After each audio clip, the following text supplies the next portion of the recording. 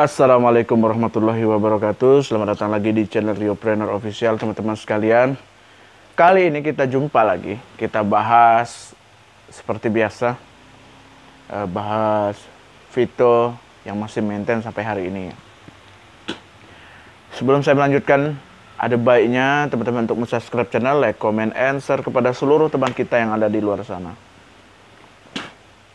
Guys, dengan hari ke berapa ini ya? Kelima atau keenam ya? Atau ketujuh. Maintain sudah dari tanggal 21 sempat beberapa hari, 23 ya. Ini tanggal, saya buat video ini tanggal 29 ya. Oke ya.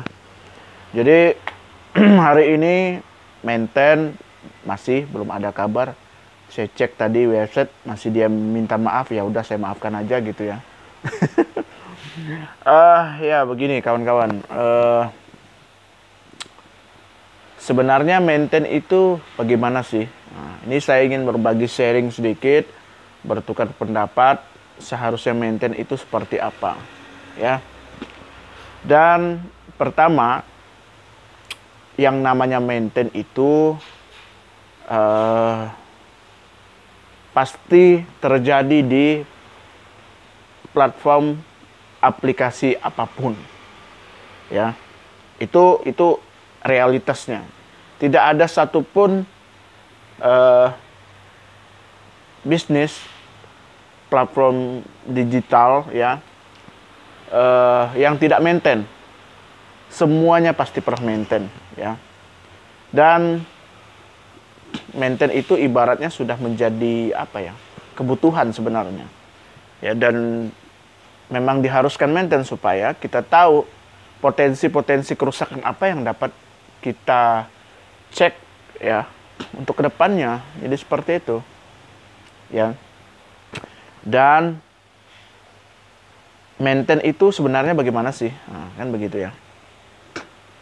Nah teman-teman sekalian, pertama di website itu saya berbagi ya sedikit ya, karena memang saya sedikit tahu, karena memang saya punya website sendiri ya. Pertama, website itu tidak bakalan maintain kecuali pengunjungnya itu relatif sedang atau ke bawah. Kalau rendah, pengunjungnya itu apa namanya, dia itu akan stabil-stabil aja. Itu namanya web ya. Terus yang namanya website itu ada yang namanya domain. Domain itu sewa per tahun dan lain sebagainya ya. Itu ranahnya berbeda lagi. Ada yang namanya kapasitas ya. Kapasitas web itu sendiri seperti apa? Nah, yang di sini yang saya akan bicarakan, saya mengambil beberapa contoh maintain ya. Sebenarnya maintain ini kalau dihitung-hitung, kalau terlalu lama ya, terlalu lama maintain itu sebenarnya dihitung-hitung sangat merugikan. Merugikan si pengguna, merugikan penikmat jasa ya, merugikan pelanggan. Itu tiga unsur itu pasti. Dan di bisnis manapun ya, yang namanya maintain itu nggak pernah sampai 2 kali 24 jam, itu nggak pernah. Contoh, saya memiliki beberapa contoh ya, tetapi tadi saya lupa untuk catatnya. Tapi seingat saya akan coba jelaskan ya. Pertama, maintain itu pernah terjadi di Tokopedia. Tokopedia itu bahkan mereka maintain itu dari jam 8 malam sampai dengan jam 5 subuh ya. Mereka memilih jadwal malam, kenapa ya, karena memang malam itu apa ya, tidak banyak orang yang belanja begitu ya, tidak banyak. Itu mungkin dari data statistik mereka. Bahkan mereka melakukan maintain itu mendata statistik bahwa jam-jam mana aja yang maintain begitu ya. Terus ada lagi Grab atau nggak Gojek kalau nggak salah saya ya. Grab kalau nggak salah ya. Pernah maintain itu hanya 1 jam. Nah, itu hanya 1 jam. Dari jam, itu pun jamnya jam 12 sampai jam 1. Itu pernah terjadi. Dan terjadi lagi kepada Shopee.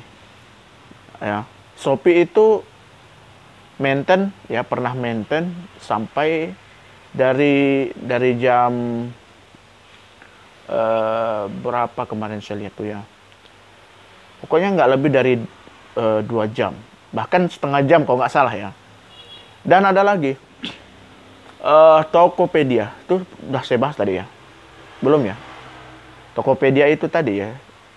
Dari jam 8 malam ya. Jadi udah ya. Dan ada lagi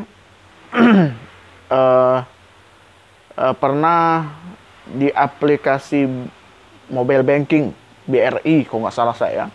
Pernah maintain itu nggak lama. Bahkan maintain itu malam semua rata-rata. Kenapa? BRI ya mungkin mereka transaksional dari perputaran uang di situ barang terjadi banyak yang siang. Makanya dipilihlah waktu-waktu yang yang tidak banyak orang bertransaksi. Jadi seperti itu. Nah, sebenarnya maintain itu semakin lama maintain sebenarnya lebih merugikan. Contoh, kalau saya contohkan Shopee ya. Kalau Shopee maintain itu dalam 1,5 jam saja. Dia terlalu lama maintain, dia sudah rugi banyak. Iya. Setiap maintain itu pasti pelanggan itu akan lari ke bisnis sebelahnya. Contoh, bukan hanya ada Shopee, Lazada ada, ya kan? Tokopedia ada, Bukalapak juga ada. Dan ini bicara iklan loh ya. Ini bicara iklan loh ya. Nah itu. Kalau kita cermati, ya memang benar. Maintain itu nggak ada yang lama. Kalau misalnya maintain terlalu lama sampai 6 hari seperti Vito yang sudah terjadi, walau alam bisawab saya tidak paham apa yang terjadi sebenarnya. Ya sebenarnya kalau misalnya Shopee maintain seperti Vito, ya dia jelas sudah rugi banyak. Ya dia sudah rugi banyak dan pelanggan itu tidak mau lagi memasang iklan ke Shopee, nggak mau dia, nggak mau lagi masang gerainya lagi kan. Jadi seperti itu. Dan begitu juga dengan tadi Tokopedia ya, karena sekarang ini berlomba-lomba e-commerce tersebut ya memberikan kemudahan kepada pelanggan customer gitu ya, memberikan kemudahan belanja. Contoh, salah satu kemudahan belanja itu bayar di tempat ya, yang dulunya tidak pernah terjadi, sekarang udah pernah. Sekarang ada fasilitas bayar di tempat itu. Jadi ya ini adalah terobosan ya. Saya pikir itu benar ya. Bahkan banyak terjadi kalau misalnya bayar duluan ya, dulunya pernah terjadi ya barangnya nggak datang-datang, penipuan segala macam. Tapi bukan di e-commerce ini ya. Belanja online lah, intinya begitu. Tapi yang memang menjadi pertanyaan saya ya, maintain yang dilakukan oleh, misal ya, kalau orang sudah bergabung, ini menurut akal netral saya ya, saya akalnya, kita sampingkan dulu lah masalah kendala-kendala apapun ya di Vito ya, kita sampingkan dulu. Ya kalau misalnya orang sudah memasang iklan di Vito ya, ini saya tidak menjelekkan loh ya, tetapi saya nggak paham apa yang terjadi ya di dalam itu ya. Tapi yang jelas memang bonus pasangan segala macam itu masuk, tapi bukan itu yang menjadi acuan ya. Tetapi yang kita menjadi sorotan dari Vito itu kan nonton klik iklannya itu ya, sampai hari ini masih maintain ya. Jadi begini, kalau misalnya saya sudah mengiklan ke Vito, ya, contoh ya, tentunya saya berharap, saya kan udah bayar, tentunya kalau saya udah pasang iklan, contoh iklan Sony ya, kemarin di Vito itu ya, iklan Sony saya udah mengiklan, ini udah 6 hari ya, 5 atau 6 hari lah ya, saya lupa ngitung harinya. Saya mengiklan Sony di situ ya, kamera ya. Maintainnya udah lama. Tentu saya tidak puas. Ya kan? Tentu saya merasa, wah, kenapa lama benar gitu kan. Kalau daripada saya mengiklan di Vito, ya mending saya mengiklan ke lain juga. Jadi ini juga akan menghambat tentunya. Kalau kita analisa secara tajam ya begitu. Tapi analisa saya ini jangan anggap saya ini haters. Ya, itu hanya pemikiran ya. Pemikiran kan siapa aja boleh tuh ya. Nanti saya dianggap juga menjadi orang bagian yang salah satu omongan yang miring. Enggak ya. Ini kita bicara fakta aja. Kita nggak usah bela-belain apa aja lah. Belain apa Shopee kayak apa, nggak usah. Kita bicara fakta aja. Kalau kita gandengkan masalah Shopee tadi itu, orang mengiklan, tentu orang banyak rugi. Saya mengiklan Sony di situ, ya. Ini ulangin lagi nih. Kalau lama maintain seperti ini, saya tidak bakalan mengiklan lagi sebenarnya di Vito. Ya.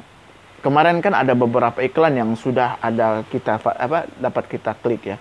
Iklan mobil, ya apalagi Sony. Terus apalagi itu investasi apa itu kalau nggak salah ya. Sepak bola ya. Itu orang apa fungsinya sebenarnya orang kalau iklan sepak bola seperti itu ya. Tapi ya itu urusan Vito lah, bukan urusan kita ya. Jadi kalau saya merasa wah ini Vito kalau terlalu lama maintainnya kayak gini-gini, ini orang ini bakal nggak puas. Ya, itu realnya. Kalau saya ya, mungkin kalian, kalau kalian merasa bahwa oh kenapa bisa begini kan, seharusnya iklan itu ya begitu dilaunchingkan ya jangan lagi ada maintain, apalagi maintainnya selama ini. Sebenarnya ya wajib terbuka saja kan.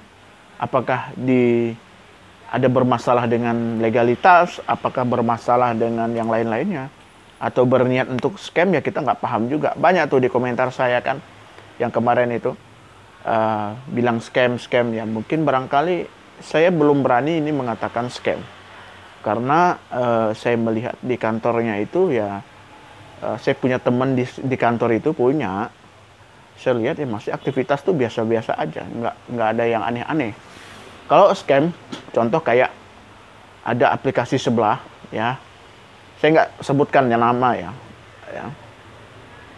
Begitu dia dijegal dari OJK dan lain-lain, Kominfo ya, kantornya nggak ada orang sama sekali. Nah itu ya. Tapi kalau Vito ini ada. Nah. Dan yang perlu saya garis bawahi lagi, ya seharusnya maintain itu gini ya, mungkin barangkali alasannya banyak saya lihat di di Facebook, ya di YouTube, ada tuh yang YouTube itu ya hanya ngomong doang, nggak berani podcast seperti ini. Ada tuh ya channel-channel Vito itu, saya pikir itu pengecut aja tuh sebenarnya. Ya ngomong aja dah. Ngomong apa adanya, jangan takut gitu loh. Selama apa yang kita sampaikan benar ya ngapain takut. Saya juga nggak takut amat ngomong seperti ini, tapi kita kan opini ya, beropini itu kenapa sampai saat ini kalau Vito belum jalan ya opini itu akan terus berkembang sampai kemana-mana itu. Jadi ya makanya saya bilang saran saya itu kemarin bikinlah kayak humas Vito, itu penting supaya informasi apapun satu tujuan, oh ini dari Humas Vito ini begini. Jadi nggak perlu lagi tuh Pak Salim Jati ngomong, nggak perlu lagi tuh Pak Arif ngomong, nggak perlu lagi tuh siapa. Jadi terlalu banyak juru bicara begitu ya. Terlalu banyak yang ngomong, ya syukur-syukur kalau sama semua omongannya. Ini kan tidak, sudah sudah ini ngomong, yang itu ngomong, Terus yang apalagi di grup beda lagi tuh, apalagi saya udah di-kick di situ ya. Ya, tapi ya udahlah kan. Intinya begitu, maintain itu seharusnya tidak lama seperti ini. Karena kalau terlalu lama secara real orang beriklan, contoh saya mengiklan dompet contohnya ya. Kalau maintainnya selama ini, apa yang bisa saya dapatkan kalau maintain selama ini? Begitu, paham ya maksud saya ya. Jadi itu. Oke, saya pikir itu aja lah dulu yang bisa saya bicarakan, yang bisa saya obrolkan.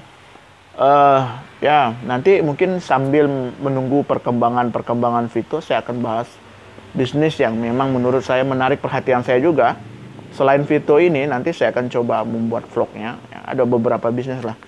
Saya membahas bisnis itu yang memang sekiranya bisa menjadi potensi untuk kita mendapatkan penghasilan di sehari-hari lah begitu ya.